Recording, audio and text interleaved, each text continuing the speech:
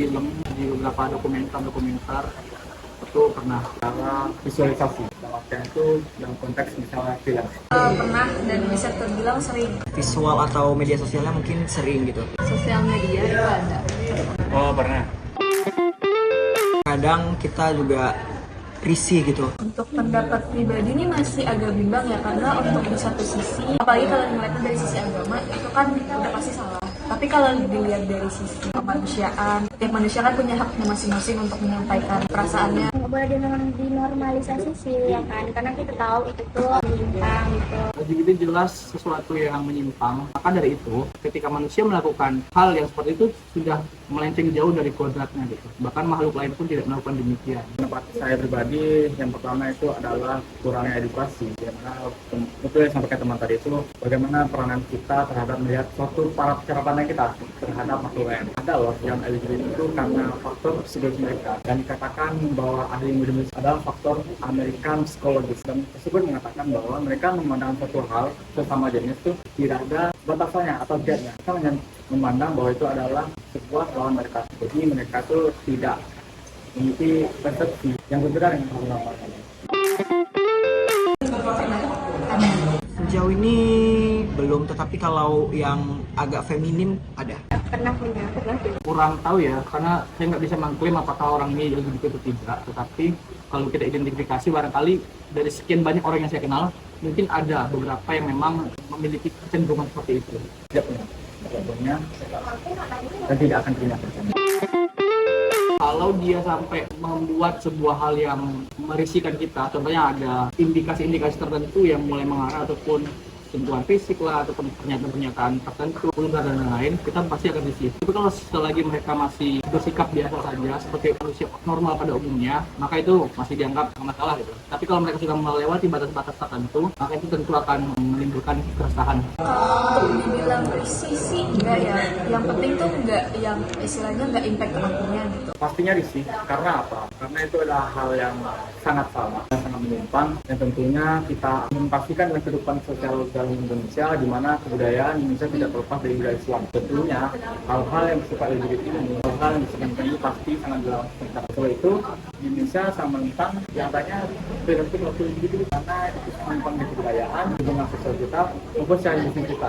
Kita akan risih ketika kita melihat teman-teman kita mungkin ada yang risih. Mereka, apalagi ya, mungkin saya cowok, ada teman cowok mungkin agak risih lah, misal terlalu lain ataupun berkalian gitu. Tergantung situasi dan kondisinya ya. Terkadang kalau misalnya dia emang menyebalkan atau terkadang di luar dari yang nggak kita mau, kalau misalnya laki-laki sama laki-laki itu dia kayak pegang-pegang atau ngelus-ngelus, itu kita bisa risih dan berujung konflik juga nantinya. Oh, sangat risih. Apalagi melihat secara langsung aja yang itu bukan teman itu udah risih. Apalagi kalau ada teman yang melakukan hal itu.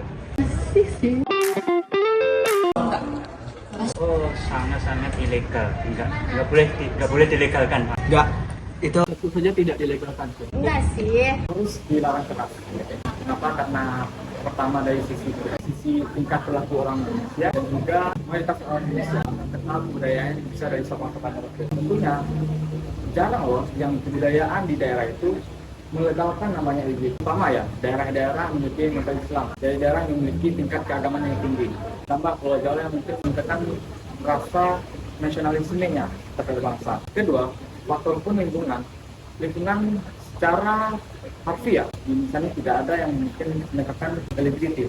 Malahan, apalagi teman-teman boleh lihat tuh, kalau ketika di kampung pedalaman itu sangat-sangat berhubungan hal tersebut. Dan oleh itu, saya berpendapat dengan tegas kalau LGBT ini memang dan keras secara keseluruhan.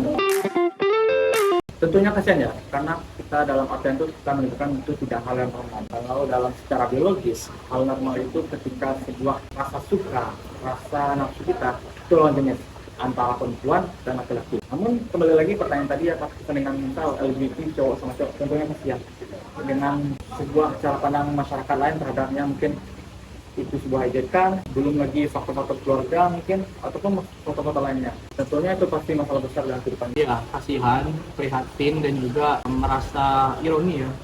Kenapa? Karena mereka melenceng dari kodratnya sebagai manusia tadi, sebagai makhluk yang memiliki budi pekerti luhur, memiliki akal sehat. Kita merasa ironi kenapa ada makhluk yang difasilitasi dengan akal, dengan budi, dengan pikiran, tetapi tidak memanfaatkan hal itu. Lebih ke prihatin sih sama orangnya. Ada berbagai pernyataan ya dari ahli juga mengutip Dr. Boyke bahwa LGBT itu juga bisa muncul dari lingkungan yang membuat seperti itu, entah itu lingkungan kecil seperti keluarga ataupun lingkungan masyarakatnya. Jadi ada faktor pembentukan paradigma ataupun sudut pandang dari individu ini ketika dia mengalami sebuah proses pertumbuhan yang memang cenderung merusak psikologi ataupun mentalnya, dan itu sangat berpengaruh terhadap pembentukan karakter seseorang. Ada faktor lingkungan di mana ia berada ketika ia bergaul bersama teman-teman. Itu kembali lagi cara kebanyakan. Kalau memang itu faktor lingkungannya mungkin dari orang-orang yang LGBT, orang-orang yang sangat mungkin berpotensi untuk LGBT, mungkin bisa jadi dia LGBT. Tapi kalau saya rasa kalau di faktor lahir tidak mungkin. Jarang lah yang mungkin anak tuh lahir dan langsung diklaim oleh orang kesehatan itu LGBT. Tidak ada indikator yang menentukan bahwa orang lain itu adalah LGBT.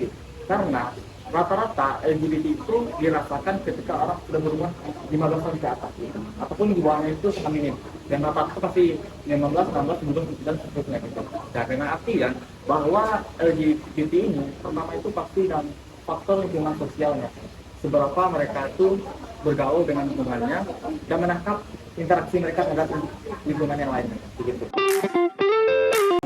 Kalau di semua bisa, ya selama memang dianya yang mau sembuh. Bisa, tetapi melalui melalui tahapan-tahapan yang sulit, karena LGBT itu sesuatu hal yang di luar kontrol untuk bisa kita sembuhkan, karena itu kembali lagi ke individu masing-masing. Tapi mungkin bisa melalui terapi atau ke psikolog itu mungkin bisa, tetapi itu tidak akan sembuh secara total atau permanen. Menurut aku bisa selama pelakunya tuh punya keinginan yang kuat buat sembuh. Sedikit pengetahuan saya, kemungkinan bisa.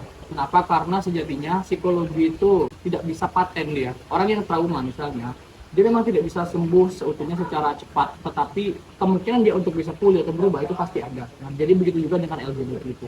Penyakit tentu ada sebuah teori, ada suatu resolusi untuk mengatasi hal tersebut. Kalau saya pribadi berpendapat untuk cara mengatasi LGBT ini, kita membuat sebuah lembaga yang memang benar-benar untuk mengatasi hal ini. Misal, Indonesia menetapkan lembaga pengatasan LGBT Indonesia. Nah, apa esensi dari lembaga itu? Yaitu merangkup semua orang-orang yang katakan dan kutip itu orang LGBT, kita rangkup, kita beri pendidikan, edukasi, kita rehab dengan benar norma kembalinya. Tentunya itu sangat mekanisme yang sangat etis dilakukan, apalagi dalam lingkungan yang sangat rawan LGBT, karena penting kita rangkum orang-orang itu, kita beri edukasi, pendidikan, bahwa ketika mereka keluar, mereka akan direhab seperti orang normalnya.